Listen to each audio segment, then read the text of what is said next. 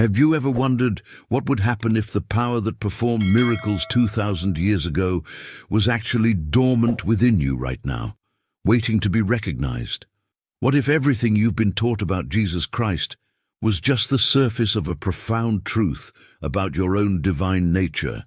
Most people spend their entire lives searching for something outside themselves, a savior, a solution, a healing force that will transform their problems into peace.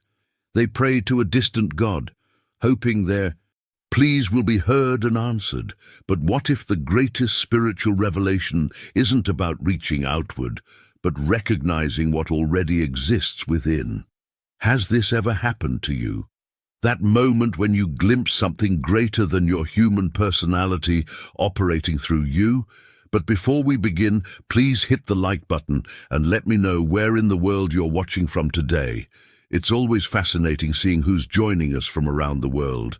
And if you haven't already, make sure to hit that subscribe button and turn on the notification bell so you don't miss any of our future videos. The revolutionary insights of mystic Joel Goldsmith shatter conventional understanding of Christ. What he discovered through decades of spiritual exploration was that Christ isn't a person who lived 2,000 years ago. It's a living presence, a state of consciousness available to you in this very moment. This isn't abstract theology. It's practical mysticism that transforms your everyday experience from limitation to limitless possibility. When you truly understand Christ consciousness, something profound shifts in your perception. You recognize that what you've always thought of as you, this limited human personality with all its struggles and imperfections, is merely the surface expression of your true spiritual identity. Stay with me until the end, because this single recognition changes everything about how you experience reality. Jesus of Nazareth wasn't performing miracles through some special divine power unavailable to the rest of us. He was demonstrating what becomes possible when a human being fully recognizes their oneness with infinite source. "I can of mine own self do nothing," he said, revealing that his human personality was simply transparent to the Christ presence flowing through him. What you're about to discover might surprise you. This same Christ presence exists within you right now. It's not something you develop or earn through good behavior or spiritual practice. It's your spiritual identity that remains perfect and whole, regardless of what appears to be happening in your human experience. When this Christ consciousness awakens within you, healing becomes as natural as breathing. Physical ailments, emotional wounds, and broken relationships begin to heal not through human effort or willpower, but through the simple recognition of the perfect spiritual wholeness that has always existed beneath the appearances. The healer isn't a person or technique. It's your own awakened consciousness recognizing what has always been true. Imagine moving through life from this awareness, where every challenge becomes an invitation to let your divine nature express itself. What would change in your relationships, your health, your work, if you stopped identifying with limitation and started living from the unlimited Christ consciousness that is your birthright? This journey of awakening begins with a simple yet profound shift in perception. If these insights into Christ consciousness have touched something deep within you, join our spiritual community by hitting subscribe. I share revelations like these regularly to help you recognize and express your divine nature more fully in everyday life. This shift in perception ripples through every aspect of your existence, including your experience of abundance. Most people live in a constant state of lack, working harder, saving more, worrying about financial security. They've been conditioned by a mindset that says there's never enough. But when Christ consciousness awakens within you, something remarkable happens to this pattern of scarcity. Financial challenges that once seemed overwhelming transform into opportunities to demonstrate the infinite abundance that is your spiritual birthright. This isn't about manifesting luxury cars or mansions. though material needs are certainly met. It's about a profound inner knowing that you are connected to the source of all supply.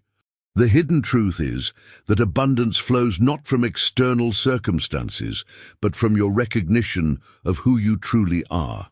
A businessman facing bankruptcy discovered this revelation at one of Goldsmith's retreats. Instead of desperately chasing clients, he began each day acknowledging the Christ presence within himself and everyone he would encounter. His approach completely transformed. He stopped manipulating outcomes and started trusting the divine intelligence that knew how to prosper him, better than his human mind could imagine. Within months, major contracts appeared seemingly out of nowhere. The difference wasn't his strategy, it was his consciousness. Your journey of transformation extends beyond material concerns into the realm of emotions as well. Perhaps the most remarkable revelation occurs in how you experience feelings. In Christ consciousness, emotions still arise. You remain fully human, but they no longer define or control you. When grief, anger, or fear surface, powerfully, most people either suppress these feelings or become completely overwhelmed by them. But there's a third path that opens when you recognize your true identity. Christ consciousness provides an unshakable foundation of peace beneath the surface waves of emotions. Like the sun that remains bright above storm clouds, your true nature remains untouched by emotional weather. This doesn't mean becoming coldly detached or spiritually bypassing authentic human experience. Instead, it allows you to fully feel without becoming identified with temporary states. You can experience grief without becoming grief, anger without becoming anger, fear without becoming fear. This is true emotional freedom, not freedom from feelings, but freedom within them. The impact of this single shift in awareness ripples through all your relationships. When someone criticizes you harshly, you might still feel the sting, but you don't collapse into it or feel compelled to attack back.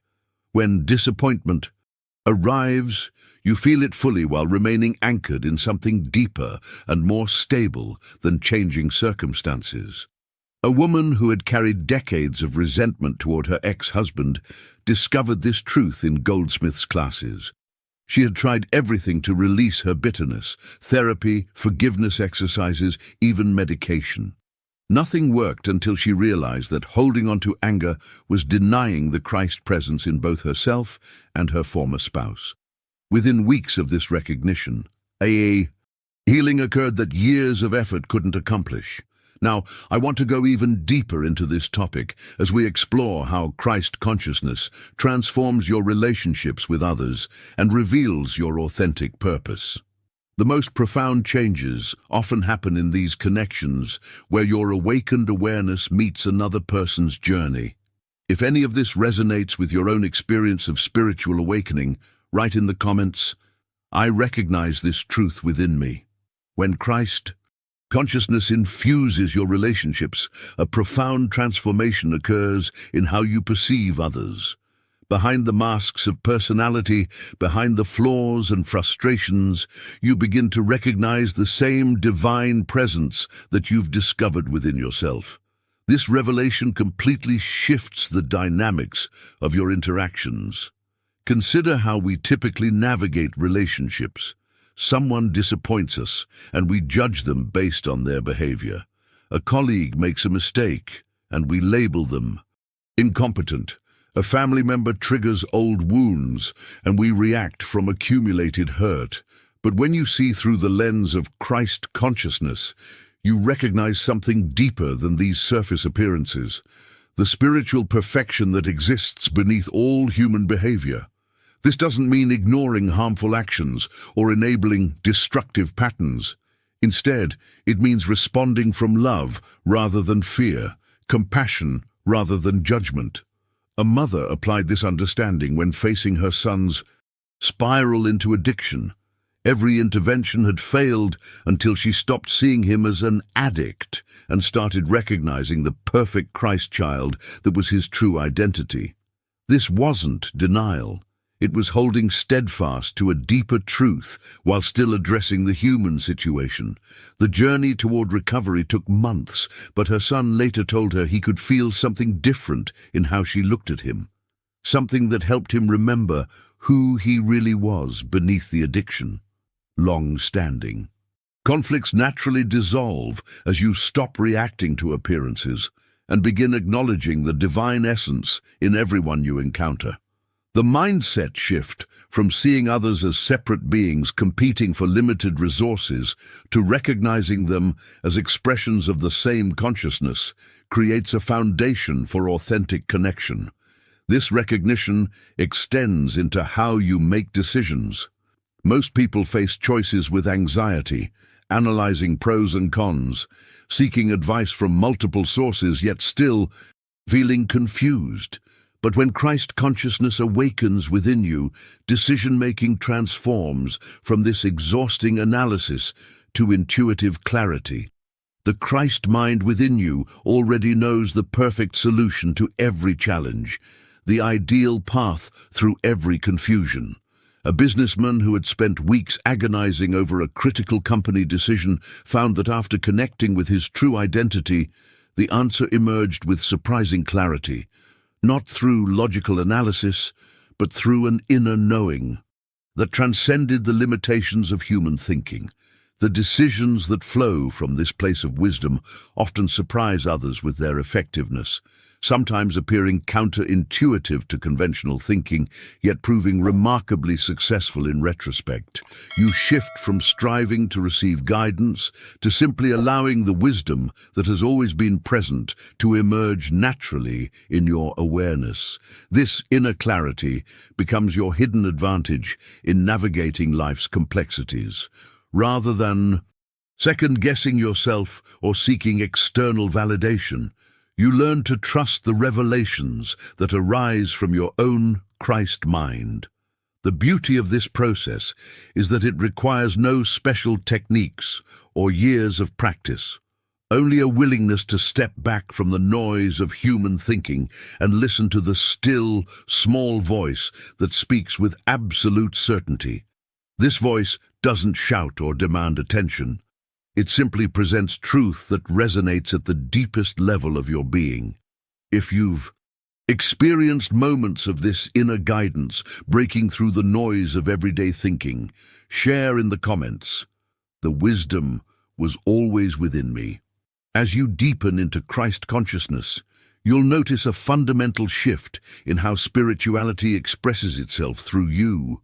For most people, spiritual practice feels like hard work, disciplined meditation, concentrated prayer, constant vigilance over thoughts and behaviors. There's a sense of striving, of trying to become something you're not yet.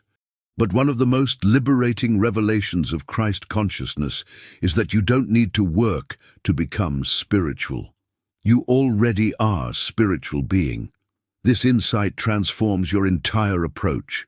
Rather than struggling to attain spirituality, you simply allow your inherent divinity to flow without human interference. It's like the difference between pushing a boulder uphill and stepping into a river that's already flowing. The breakthrough moment comes when you realize that all spiritual qualities, love, peace, wisdom, harmony, aren't achievements to be earned, but expressions of your true nature waiting to be recognized. Prayer undergoes a profound metamorphosis in this awakening. It shifts from desperate petition, begging an external power for help, to quiet recognition of what has always been true. You're not trying to get God's attention. You're acknowledging the divine presence that has never been absent from your experience. Meditation transforms from concentrated effort to simply resting in conscious awareness, allowing your natural state of being to shine through the temporary clouds of human thinking. A woman who had maintained rigid spiritual disciplines for decades described her awakening as finally putting down the heavy suitcase I'd been carrying. The journey hadn't required more effort. It required less interference from her human will. This doesn't mean spiritual practices become irrelevant, but rather that they serve a different purpose. They become opportunities to remember what's already true, rather than means to achieve what's lacking. This effortless expression naturally leads to perhaps the most revolutionary aspect of Christ consciousness, the transcendence of human limitations. What seemed like immovable boundaries, physical conditions, mental patterns, circumstantial constraints, begin to lose their power to restrict your experience.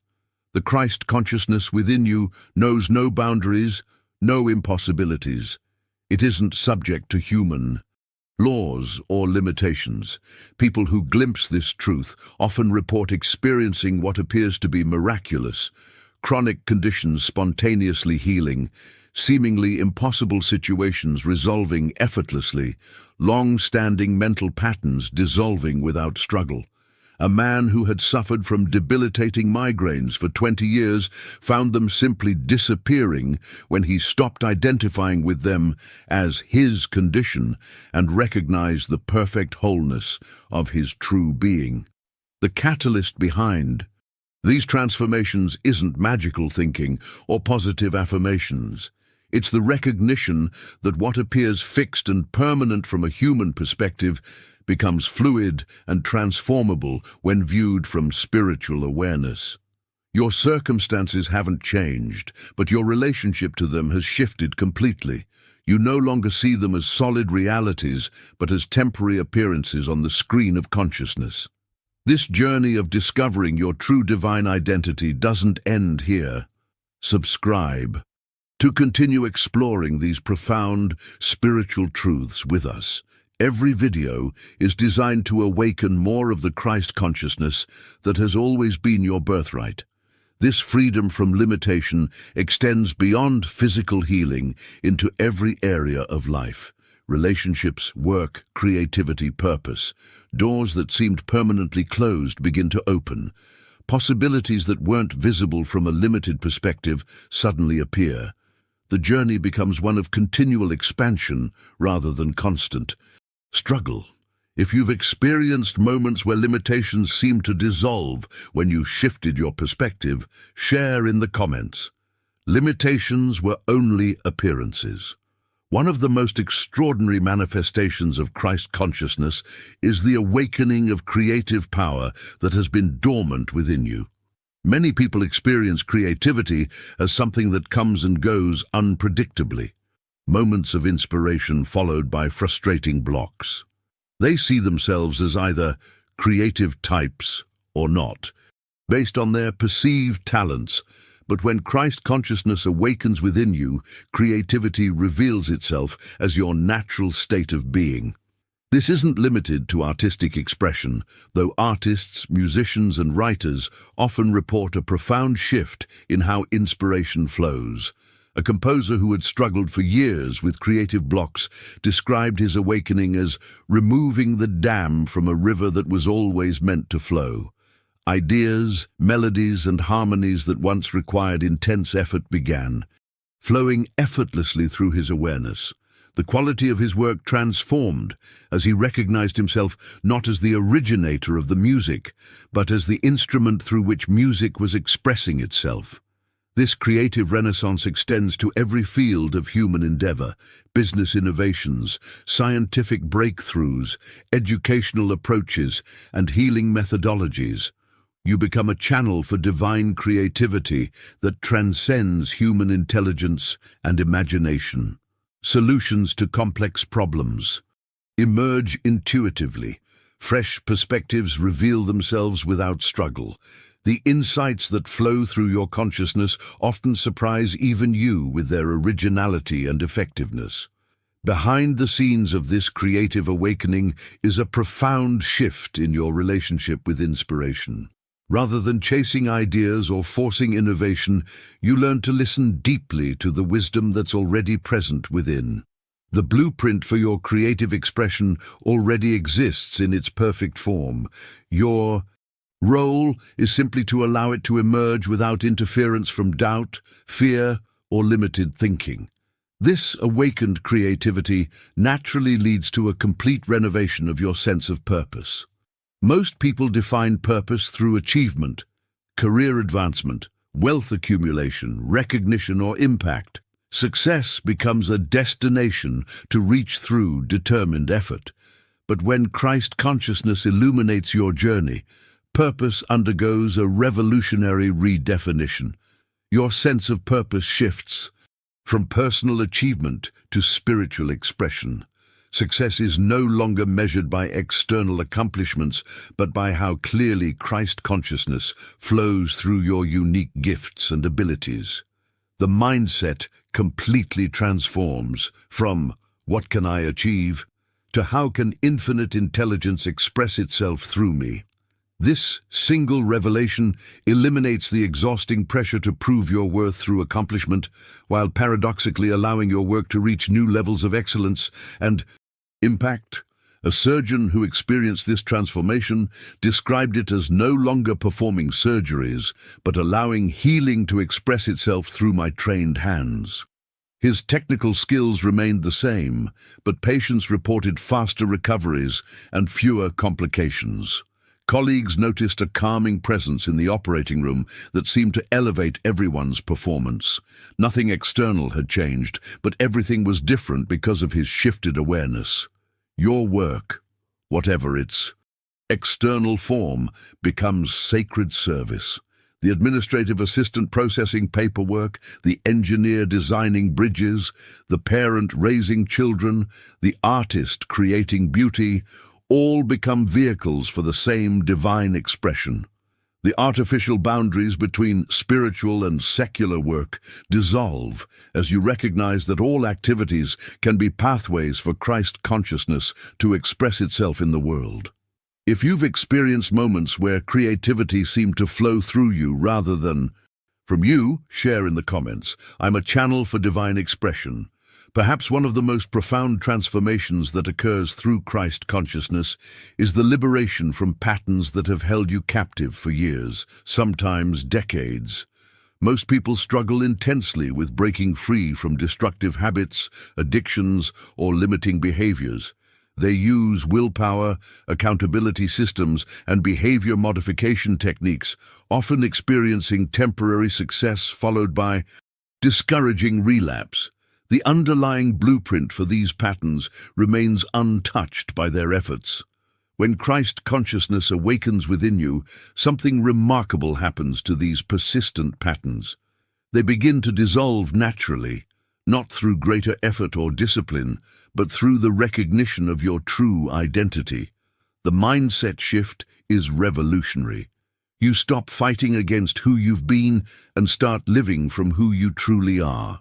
The power of past conditioning weakens in the presence of this expanded awareness, allowing new choices to emerge from spiritual freedom rather than exhausting willpower.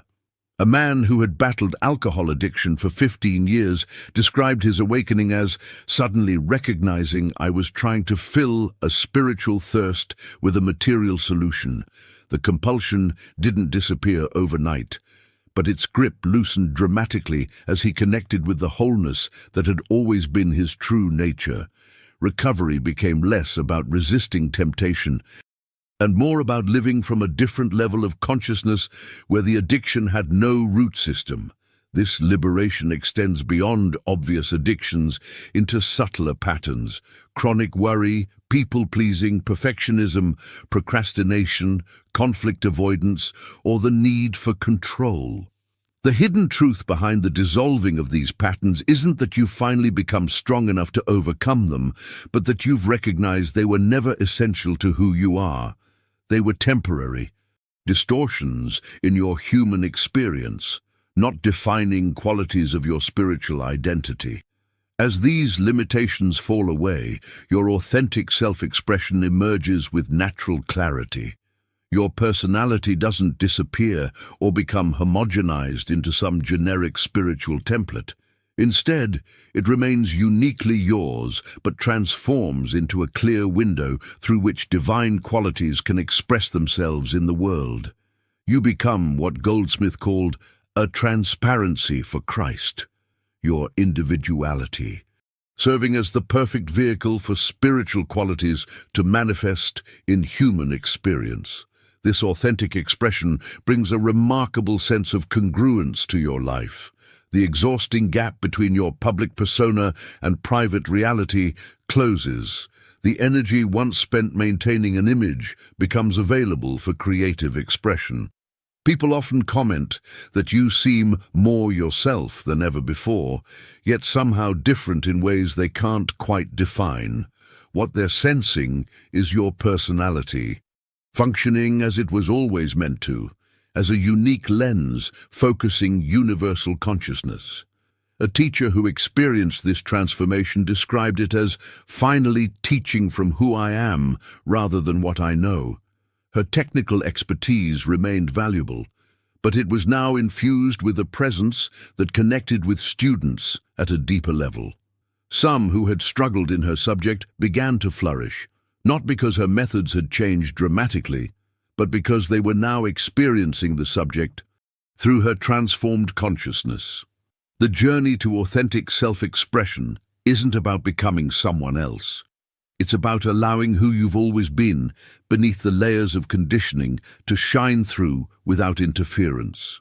Your true nature has never been absent, only obscured by identification with limited concepts of yourself. If you've experienced moments where you felt most authentically yourself while simultaneously connected to something greater, share in the comments. My true self is both unique and universal. One of the most profound shifts that occurs when Christ consciousness awakens within you is how you experience love. Most people know love as an emotional reaction that depends on external conditions. It rises in response to certain people, fades in their absence, transforms into hurt when expectations aren't met. It's conditional, fluctuating, and often entangled with needs and attachments. But when Christ consciousness illuminates your awareness, love reveals itself not as something you feel occasionally, but as what you are essentially. Love transforms from a temporary emotional state to your natural way of being. You love not because others deserve it or earn it through their behavior, but because love is the very essence of your true nature. This revelation completely transforms your relationships. The boundary between those you love and those you don't begins to dissolve as you recognize the same divine presence in everyone you encounter. A woman who had maintained a mental list of people who had wronged her described her awakening as suddenly seeing through the characters in the play to the director behind all of them. The resentments she had carefully preserved for years didn't require processing or forgiveness techniques. They simply lost their foundation as she recognized the shared spiritual identity beneath all human personalities, including her own. This unconditional love doesn't mean allowing harmful behavior or remaining in damaging situations. Instead, it means responding from wisdom rather than reaction, compassion rather than judgment. Sometimes the most loving response involves establishing clear boundaries. The difference is that these boundaries emerge from clarity rather than fear, wisdom rather than wounded emotions. The breakthrough insight behind this transformation is that love isn't something you generate through effort or bestow selectively based on worthiness. It's the background radiation of existence itself, flowing naturally when you stop blocking it with judgments, grievances, and limited concepts of self and others. This revelation naturally extends into how you experience ordinary activities. The artificial divide between sacred and secular dissolves as Christ consciousness infuses every moment with spiritual significance. Business meetings, grocery shopping, household chores, traffic jams, all become opportunities for divine expression rather than mundane obligations to endure. Before you can get to the important parts of life, a man described this shift as finally understanding there are no spiritual activities, only spiritual consciousness bringing its quality to all activities. The mindset revolution eliminates the compartmentalization that keeps spirituality sequestered to special times and places. Nothing is too ordinary to be touched by the extraordinary awareness that is your true nature. Behind the scenes of this transformation is a profound shift in how you engage with the present moment. Rather than rushing through tasks to reach some future fulfillment, you discover that this moment, exactly as it is, contains everything necessary for complete expression. The dishes being washed, the report being written, the conversation being held, all become portals for Christ consciousness to express itself in practical, tangible ways. This elevation of ordinary experience doesn't require changing your external circumstances.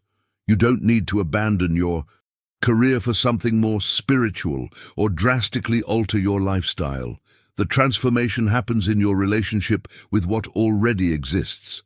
The journey becomes not about finding special experiences, but recognizing the extraordinary nature of ordinary life when viewed through awakened awareness. If you've experienced moments where ordinary activities suddenly revealed unexpected depth and meaning, share in the comments. The sacred is hidden within the ordinary. As your journey with Christ consciousness deepens, you'll begin to notice something remarkable happening in your interactions with others. Without any conscious effort on your part, your transformed awareness begins to radiate healing to everyone around you. This isn't about actively trying to heal or influence others. It happens naturally as a byproduct of your awakened consciousness. The blueprint of your spiritual identity simply shines through your human personality, touching everyone you encounter. Store clerks inexplicably find themselves smiling after brief interactions with you. Colleagues comment on the calming effect of your presence during stressful meetings.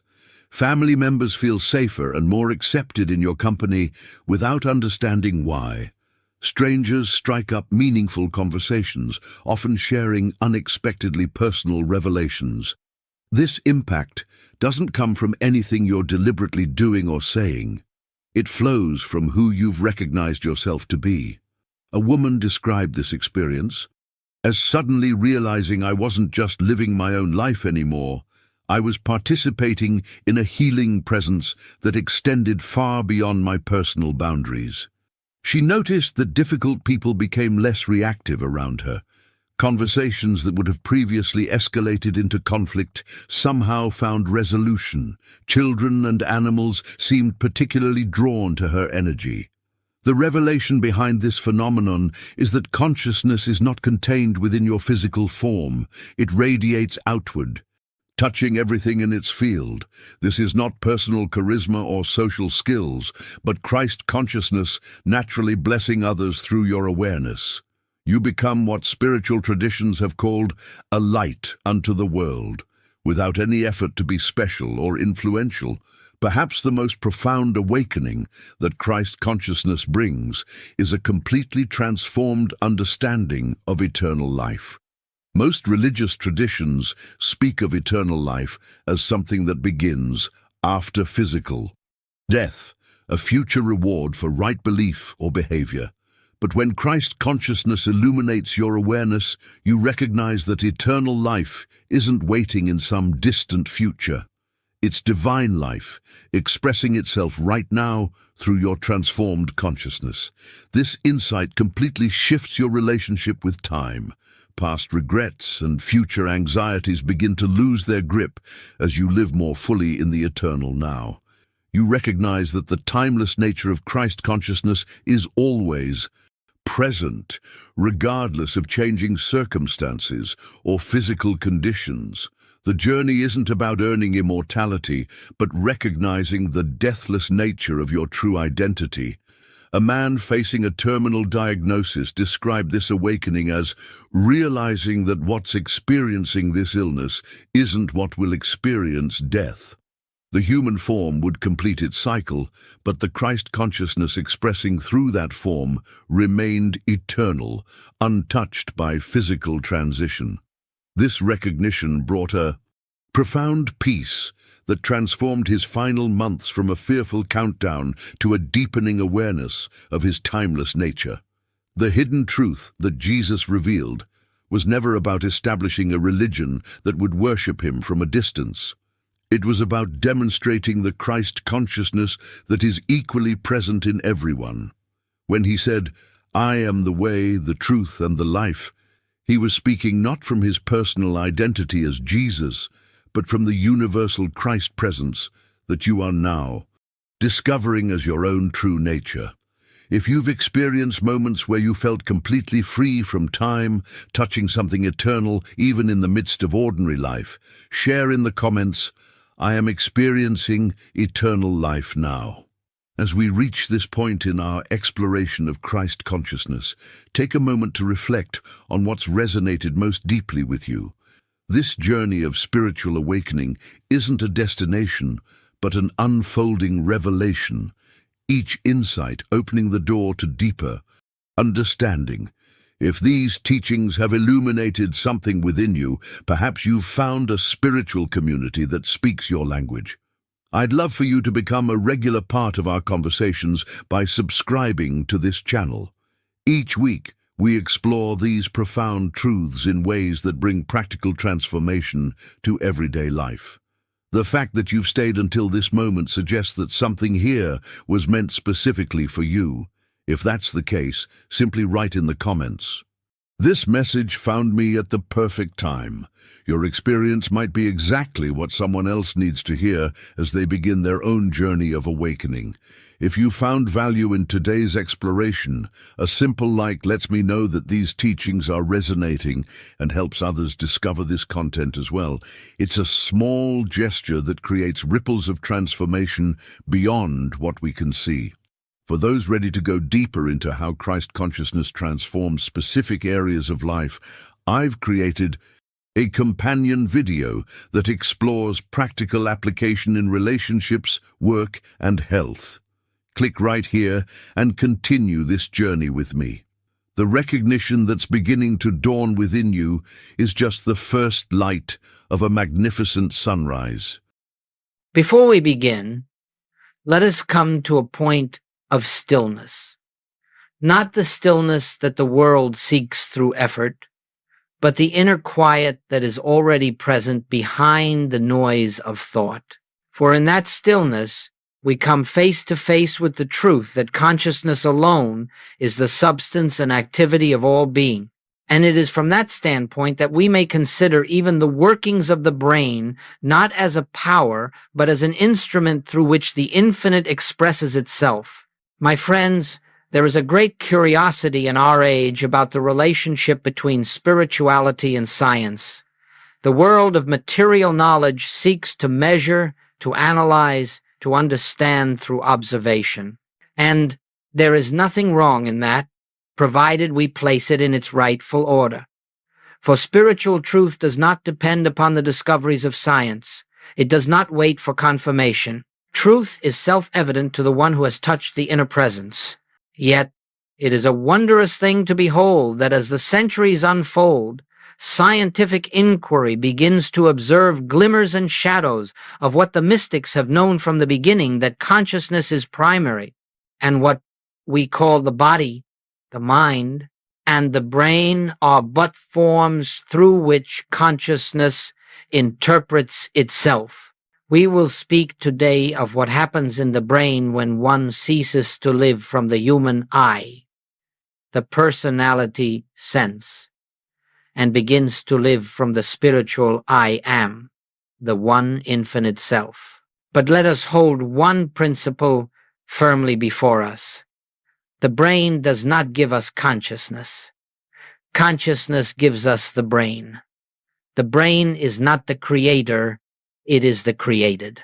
It is not the source, it is an avenue of expression. If, then, there are changes that appear in the brain, new patterns, new harmonies, new silences. They are not causes, they are effects. Effects of the realization that I and the Father are one, that the life which animates this being is not personal, but divine. When we speak of I am, We are not speaking of the human sense of identity. We are not referring to the name, the body, the memory, or the history. We are speaking of the eternal presence that utters itself as I, the same I that functioned as Jesus Christ, the same I that revealed truth through Moses, Elijah, and the prophets, the same I that is alive at this moment as the center of your very being. It is this I that is God. It is this I that is consciousness. It is this I that is the only true self you have ever had. When this realization dawns, even faintly, the outer instrument, the mind, the emotions, the body begins to reflect a new order. Fear diminishes, tension relaxes, the nervous system comes into harmony, and yes, the brain itself begins to function in a different rhythm, for it is now under the government of the spirit rather than the agitation of the personal self. But do not misunderstand. We are not seeking to change the brain. We are not engaged in psychology or physiology. We are not trying to awaken certain regions of the mind or suppress others. No. We seek only to know God aright, and in that knowing, the body inevitably reflects the peace of the soul. So let us set aside all desire to use truth for our benefit. Let us forget the wish to enhance our experience through spiritual knowledge. Let us simply abide in the recognition that the presence which says I is the only life there is, the only intelligence functioning, the only power that acts. And if there is harmony in the body or mind as a result of this realization, it is because harmony was the truth from the beginning. In this time together, we will explore how the brain reflects this inner awakening, not because the brain is important in itself, but because it bears witness to the great spiritual truth that underlies all being, that reality is formed from within outward, never from the outer to the inner. Let us proceed, then, not as students of science, nor as seekers of mystical experience, but as those who rest in the simple awareness, I am, and that is enough. Let us again come to that inner place where the word I is heard, not the I that the world has trained us to defend, protect, and improve, but the I that simply is. If you listen quietly, without trying to make anything happen, you may feel that this I is not located within the body, not confined to the mind, not bound to the story of your years on earth. It is present, yet without boundary. It is aware, yet without effort. It is here, yet not here as a person, but as presence. This I is the heart of all spiritual truth. And unless we understand it, no amount of study, meditation, or practice will free us from the illusion of separation. The great error of the human sense is that it believes the word I refers to a finite self, a self born into time, subject to circumstance, influenced by conditions, and vulnerable to the world. But this is not the I of Scripture. This is not the I of Christ. This is not the I that Goldsmith asks us to awaken to. When Jesus declared, I am the way, the truth, and the life, he was not speaking as a man. He was speaking from the infinite identity that was his true being and yours. When he said, I am the light of the world, he was not describing a personal virtue, but the radiance of God, expressing itself as the consciousness of the individual. And when he said, before Abraham was, I am, he pointed to the timeless nature of identity before body, before mind, before form, before the world. This same I is the reality of your being. There are not many I's scattered across the earth, each with its own private existence. There is but one I, appearing as infinite individual expressions, yet never divided.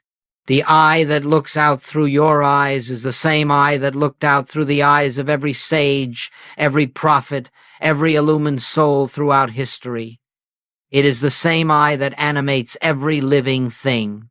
So long as we cling to the belief that I is a separate person, we will remain bound to fear, conflict, and limitation.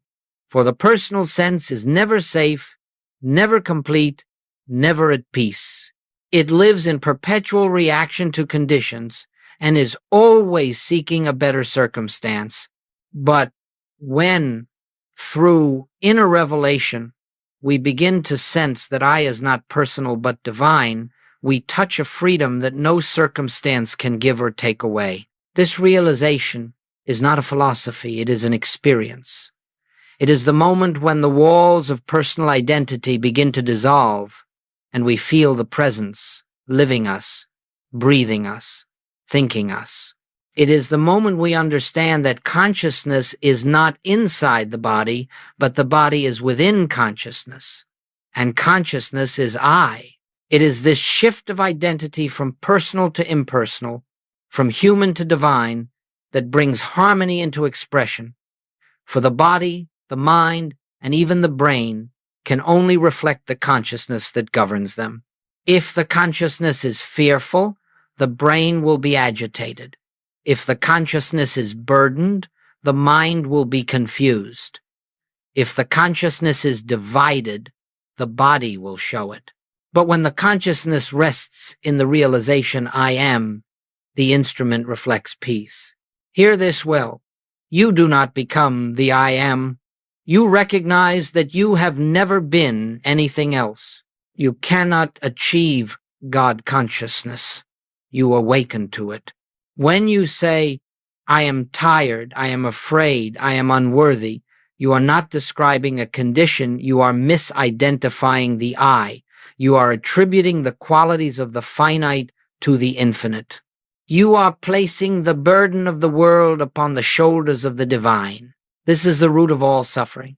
But when you come to a place where you can rest and simply know I am, without adding anything after it, without qualifying it, without personalizing it, then the truth of your being begins to reveal itself. Identity shifts. The false sense dissolves, and what remains is the pure awareness of I, untouched, unconditioned, unchanging. This is the foundation of spiritual life. This is the beginning of healing. This is the opening through which grace flows. For grace does not enter a personal self. It reveals that the personal self has no real existence. Let us hold, then, throughout our journey, this central truth. There is only one I. That I is God, and that I is the essence of your being. Understand this, and you will understand the entire spiritual path. Let us continue now in the same stillness with which we began, for without inner quiet there can be no true hearing of spiritual truth. The things of spirit are not grasped through mental effort. They are revealed as we become receptive, as thought yields to awareness and personality steps aside.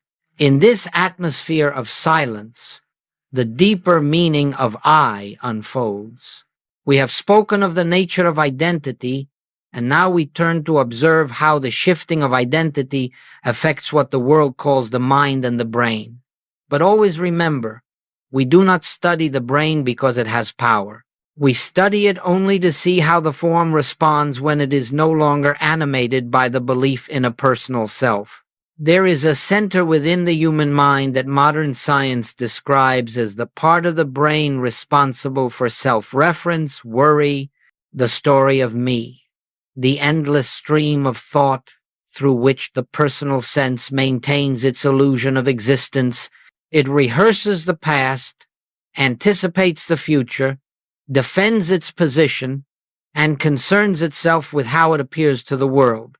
This is the activity of the personal ego, and it is constantly at work. In spiritual terms, this is what Scripture calls the carnal mind, the mind that is enmity against God, not because it is evil, but because it is a false sense of identity.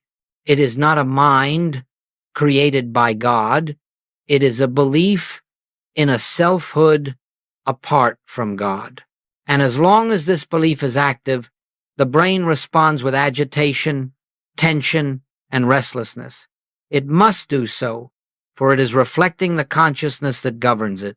But something remarkable begins to happen when the truth of our being dawns, when, even for a moment, the awareness arises that I is not the personality, but the presence.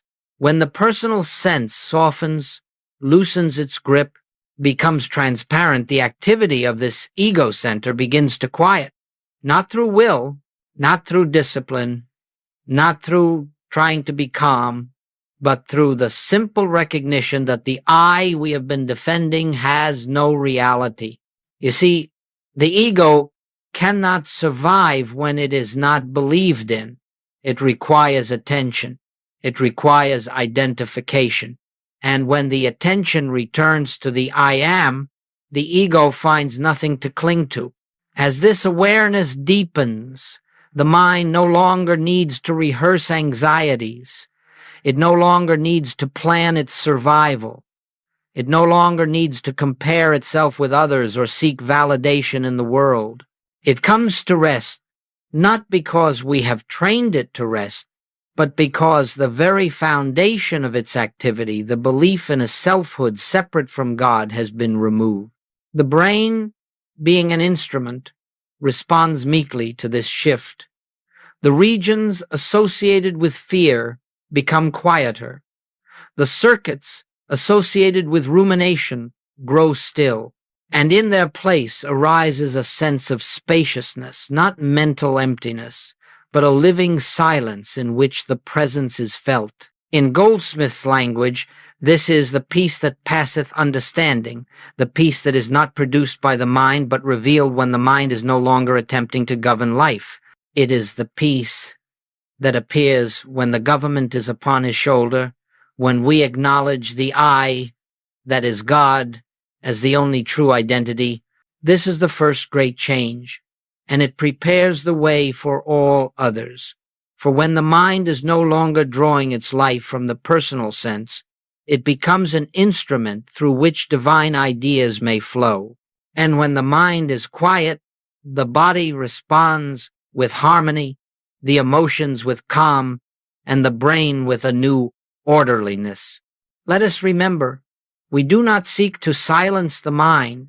We seek only to know the truth of I, and when that truth is known, the mind silences itself. In this recognition, the noise of the ego begins to dissolve, and a new center emerges, the center that is not in the skull, but in the eternal I am. From that center flows peace, guidance, clarity, and a gentle assurance that we are not living life. Life is living us.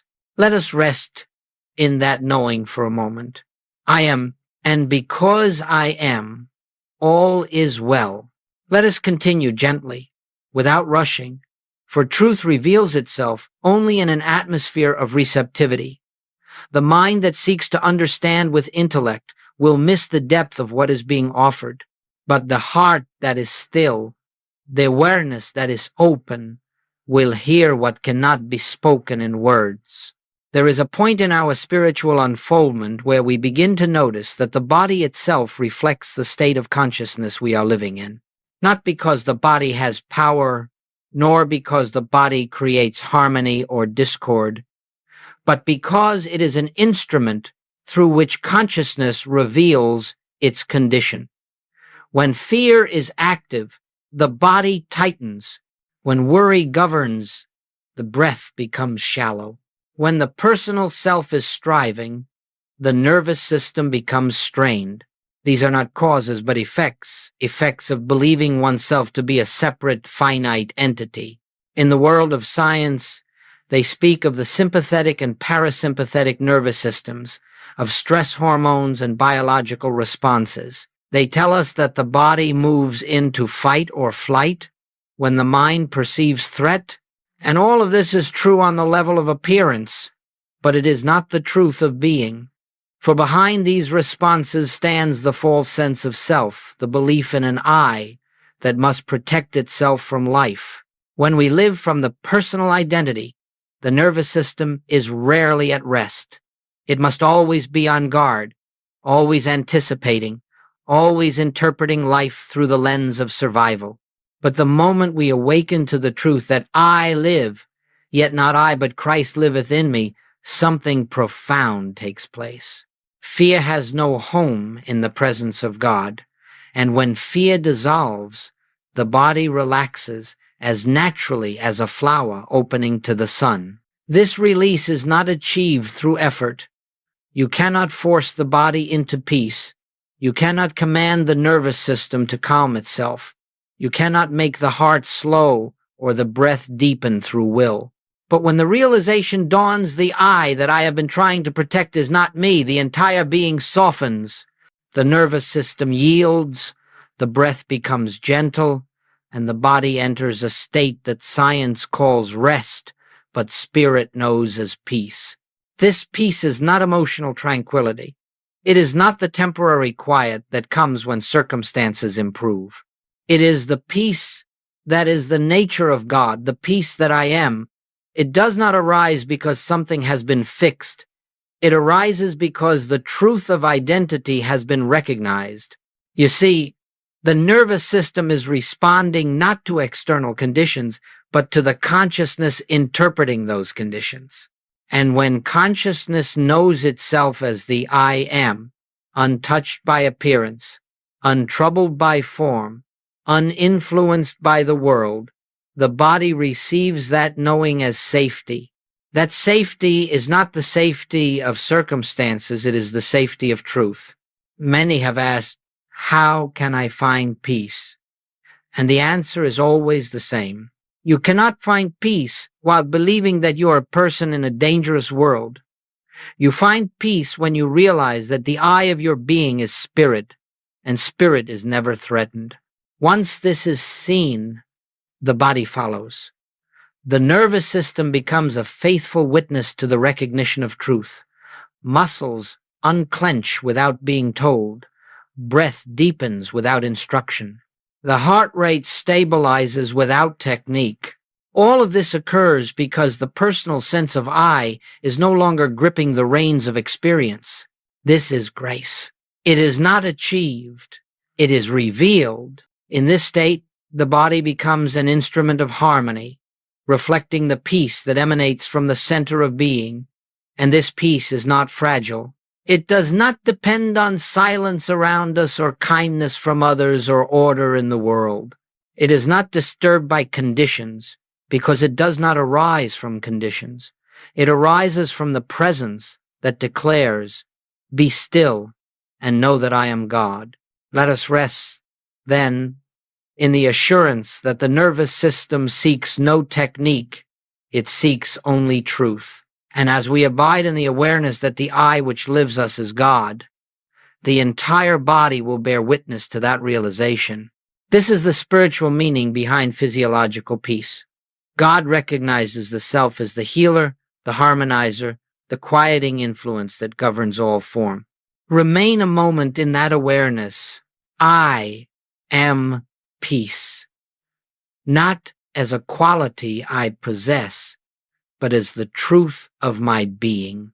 Let us continue now in the same stillness that has accompanied us from the beginning. For what we speak of in this section cannot be grasped by the mind that is accustomed to interpreting life through the five senses. It must be heard with the inner ear, the ear that listens not to words but to the spirit that breathes through the words. There is a moment in our spiritual awakening when perception itself begins to change. Not because we make an effort to see differently, but because the center from which we look has shifted. When the personal sense of I governs perception, everything appears fragmented. The world seems divided into good and evil, mine and yours, friend and enemy, desirable and undesirable. Life becomes a series of judgments and comparisons, each one reinforcing the belief in separate selves. This is what the world calls normal perception, but it is not spiritual vision. It is the vision of the personal ego, the vision of one who believes themselves to be a self apart from God. And so long as this sense of separation persists, the brain must interpret life as conflict, tension, and uncertainty. The world appears dangerous because we believe ourselves to be vulnerable. The world appears divided because we believe ourselves to be separate. But when the realization dawns that I is not a person looking outward upon the world, but infinite consciousness appearing as individual being, a new seeing begins. This seeing is not an achievement. It is not produced by mental work or spiritual technique. It is the natural seeing of the one who no longer identifies with the personal sense. In Goldsmith's language, this is the moment when we begin to see through appearances. We no longer accept the forms of the world at face value. We no longer respond to them as powers. We behold them as images in consciousness, images that have no life, no authority, no substance apart from the one who is living as all being. And when this happens, the brain responds with a new order of activity. The centers associated with fear grow quiet. The circuits associated with reactivity diminish. The regions associated with intuition, empathy, and holistic understanding become more active. But again, these changes are not the cause of spiritual awakening. They are the shadow of it. They are the body's way of bearing witness to the truth that consciousness has remembered itself. You see, spiritual vision is not a matter of seeing what the eyes show, but seeing the reality behind what the eyes show. It is the recognition that every person we meet, every circumstance we encounter, every object we behold is an appearance within the infinite consciousness that is the I am. When perception is rooted in the personal self, we see others as separate minds, each with their own will, each with their own desires, each with their own flaws. But when the I of our being is recognized as God, there is no longer my mind and your mind. There is only mind infinitely expressed. And so we behold others not as personalities, not as bodies, not as histories, but as individualizations of the same, one that is our own true being. This recognition softens the heart. It dissolves judgment. It ends resentment. It brings compassion, not because we try to be compassionate, but because we can no longer behold a self apart from God. And the brain, in its faithful service as an instrument, reflects this shift with coherence, clarity, and ease. Spiritual vision is not mystical. It is natural. It is the way consciousness sees when it is no longer clouded by the belief in separation. It is the seeing that Jesus spoke of when he said, "Judge not according to appearance, but judge righteous judgment." Righteous judgment is the seeing of reality. It is the beholding of the Christ in every individual, even when the appearance seems to contradict it. To live from this vision is to walk through the world untouched by its fears, unmoved by its divisions, unburdened by its conflicts. Not because the world has changed, but because the one who is seeing is no longer the personal sense, but the I am. Let us rest in this recognition. The world, you see, is the reflection of the identity from which you look. If you look as a person, the world appears fragmented. If you look as the presence, the world reveals its oneness. Remain a moment in that inner seeing, not with the eyes, but with the awareness that recognizes the same life, the same self, the same I in all. Let us, once again, settle into that inner quiet where truth is revealed not by the mind, not through thought, but through the gentle awareness that stands behind thought. For in this stillness, we begin to perceive one of the great spiritual principles that governs the entire experience of life. All suffering is sustained by resistance, and all resistance is the activity of the personal self. In the world, resistance is considered a natural response to difficulty. When faced with illness, the person resists it. When faced with lack, they resist it. When faced with conflict, they resist it. Yet each act of resistance is born out of fear, and fear is born out of the belief that there exists something, some power separate and apart from God. In the spiritual life, we learn that there are not two powers. There are not opposing forces battling for dominance. There is only one presence, one life, one infinite reality expressing itself as all being. The moment we recognize this, resistance becomes unnecessary. For what is there to resist when we know that God is the only presence and the only power? Now let us consider how this truth expresses itself in the body.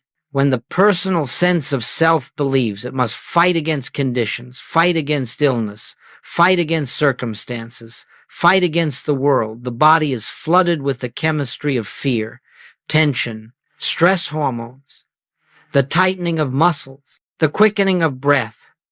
The body behaves as a creature besieged because the consciousness believes itself to be a creature besieged. This is the physiology of separation. But when identity shifts, when one rests in the awareness that the I of our being is infinite spirit, the entire mechanism of resistance begins to dissolve. Not through effort, not through discipline, not through forcing the body into relaxation, but through a simple, direct knowing. There is nothing in this universe that can oppose the presence that I am. As this truth settles into consciousness, the body receives it as peace. The chemistry of fear is replaced with the chemistry of calm. The nervous system moves out of defense and into trust. The heart slows, the breath deepens, the muscles release, and the regions of the brain associated with alarm become still. These changes do not heal us. They reflect that healing has already taken place in consciousness. What is healing, after all, in the infinite way? It is not the adjusting of matter, nor the correcting of the body. It is the dissolving of the false identity that believed itself separate from God. When this belief dissolves, the body mirrors that freedom. This is why Goldsmith taught that the moment of healing is the moment of recognition.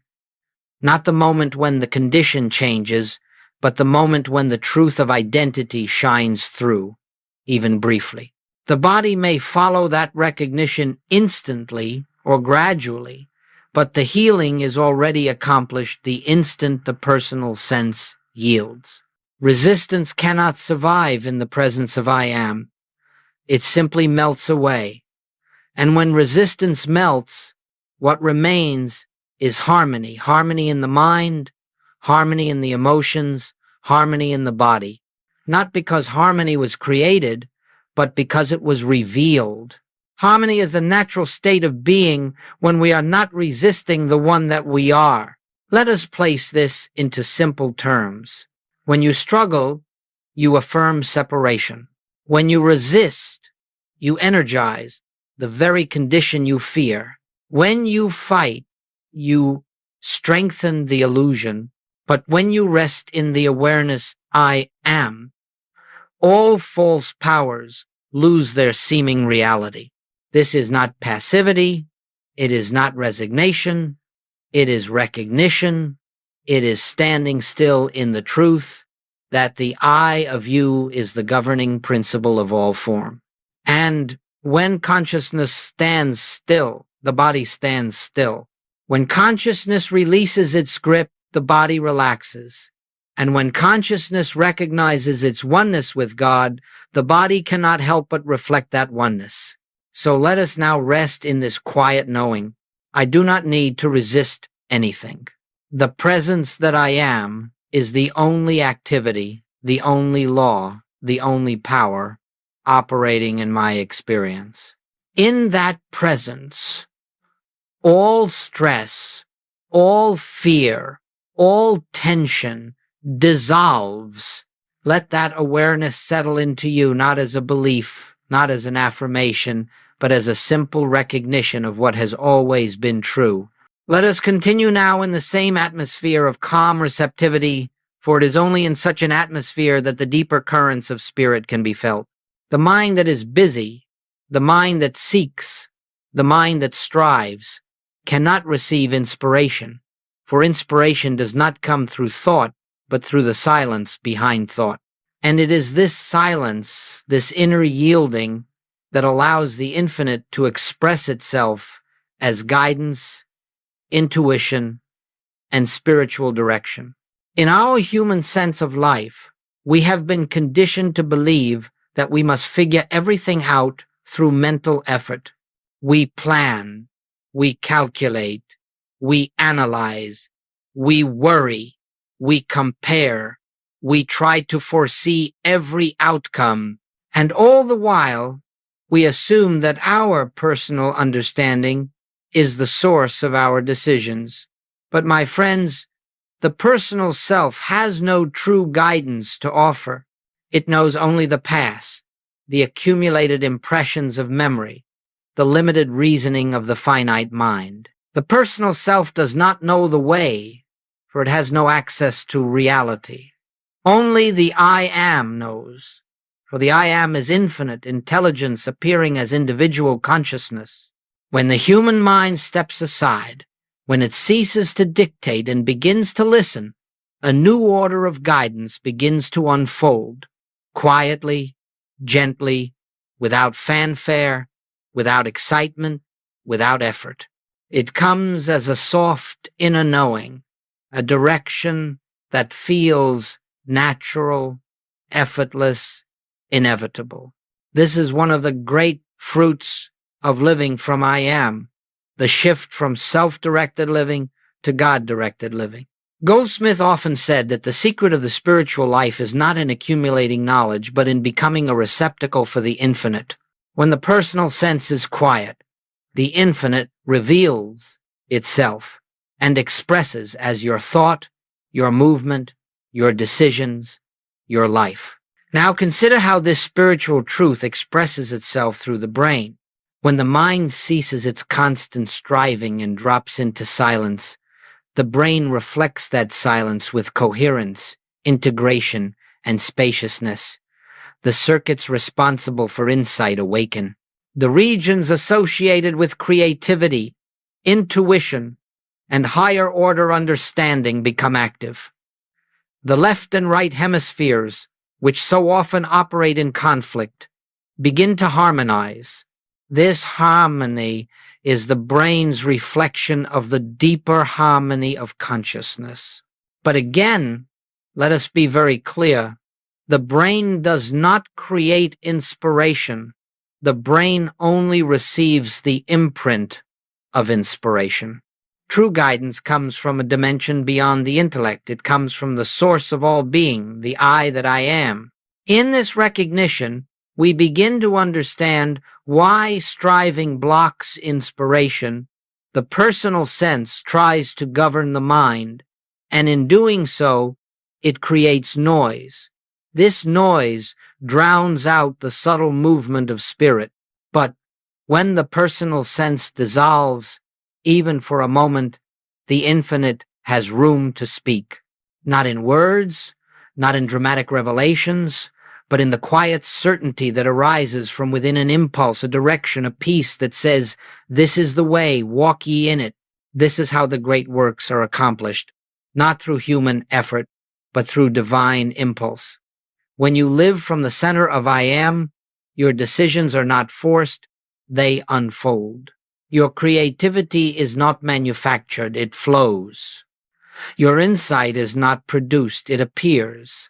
And your life begins to feel guided, supported, carried by something far wiser than the finite mind. This is why Goldsmith taught the practice of inner listening. Not listening for messages, not listening for voices, not listening for signs, but listening for the presence itself.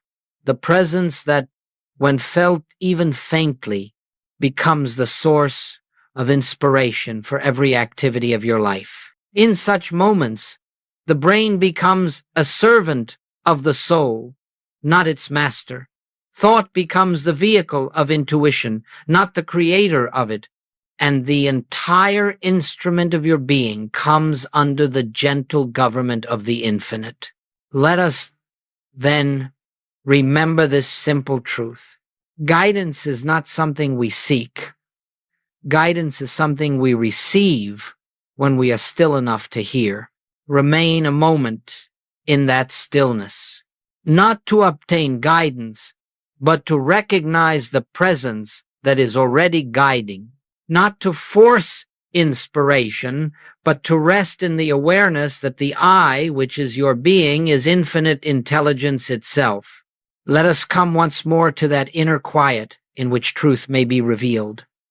For what we speak of now is not a technique, not a method, and not a spiritual exercise as the world understands such things. It is the heart of the infinite way. It is the living center of our entire practice. It is the way by which the truth moves from concept to realization, from belief to experience, from the mind to the very essence of being. This is what Goldsmith called practicing the presence. Practicing the presence is not the repetition of words. It is not the use of affirmations. It is not a mental attempt to bring about a change in our experience. Rather, it is the gentle return, again and again, to the awareness that the I which lives us is God and God alone. In our human experience, the mind is constantly drawn outward toward appearances, toward conditions, toward people, toward circumstances. It judges, it analyzes, it reacts, it resists, and in every reaction, the personal sense is strengthened.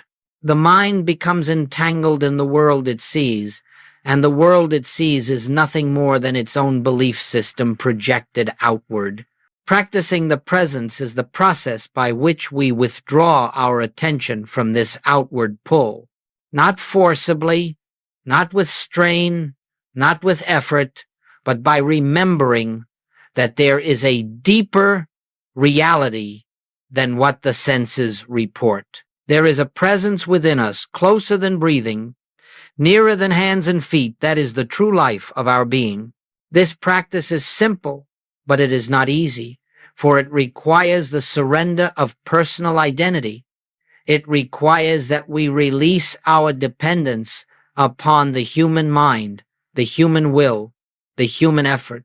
It requires a willingness to be still in the midst of activity, to be quiet in the midst of noise, to be centered in the midst of change. When we practice this presence, even briefly, something shifts within us. The mind slows, the senses soften, the emotions calm, the body relaxes, and the brain begins to function in a new rhythm, a rhythm not born of fear or desire, but of the deep peace that flows from the center of being. But let us remember, the purpose of practicing the presence is not to calm the mind or to relax the body. These may happen, but they are not the goal. The purpose is singular, to recognize God as the I of our being, to recognize the presence that has always been there. The world tries to use spiritual practice to change conditions, to get health, to get supply, to get peace, to get answers. But in the infinite way, we do not practice to get. We practice to recognize. We practice to remember the truth that has been eternally established. I am is my life. I am is my safety. I am is my peace. I am is the source of every good. When this recognition becomes steady, not through effort, but through deep inner knowing, the outer life begins to conform to the harmony that has always existed within. In this state, Problems no longer represent threats. They become shadows without substance. Needs no longer appear as lack. They reveal themselves as opportunities for the I am to express its fullness. Relationships no longer feel like emotional negotiations. They become expressions of the same presence meeting itself. Now, how do we practice this presence? Not through long meditations, not through hours of contemplation, but through frequent, gentle moments of remembrance throughout the day. A pause, a moment of silence, a turning inward, a quiet acknowledgement. Father, I thank thee that thou art here, or simply I, not I the person, but I as the infinite. This is practicing the presence not to change the world, but to see through it, not to improve life, but to awaken to the life that already is, not to strengthen the personal self, but to dissolve it. And as this practice becomes natural, you will find that guidance appears before you ask. Harmony unfolds before you seek it. Supply meets you without your pursuit, and peace accompanies you without your striving. These are not the results of practice, they are the revelations of reality when the obstacles of personal identity fall away. Let us then remain for a moment in the gentle awareness of the presence. Do not try to feel anything. Do not attempt to think anything. Simply rest in the truth. I am, and that is enough. As we come to the close of this journey together, let us not think of it as an ending, for nothing in spirit ends. What we have shared is not something to be remembered intellectually, not something to be stored in memory or repeated as words. It is something to be recognized again and again, until it becomes the atmosphere in which you live, move, and have your being. The entire purpose of these teachings, and of this time we have spent together, is to bring you to one simple awareness. The I that you are is the presence of God. Not someday, not when you have perfected yourself, not when outer conditions change, but now, right here, in this breath, in this awareness. If you have felt even a moment of peace during this time, that peace was not given to you by words, it was not generated by thought, it was not created by teaching. It was the nature of your own being revealed when the mind grew quiet. If you experienced a softening in the body, a release of tension, a sense of spaciousness within, this was the body bearing witness to the truth that the personal sense had loosened its grip, even briefly. The nervous system responded to reality. The brain reflected the nature of spirit. The body, as always, followed consciousness. If you sensed clarity or insight or a deep gentleness, these were not gifts from outside you. They were the natural expression of the I am as your very awareness. And so, as we complete this teaching, let us not leave it behind. Let us not return to the belief that life must be met as a person, struggling, planning, resisting, fearing. Return instead to the simple truth that has been quietly revealed throughout every section.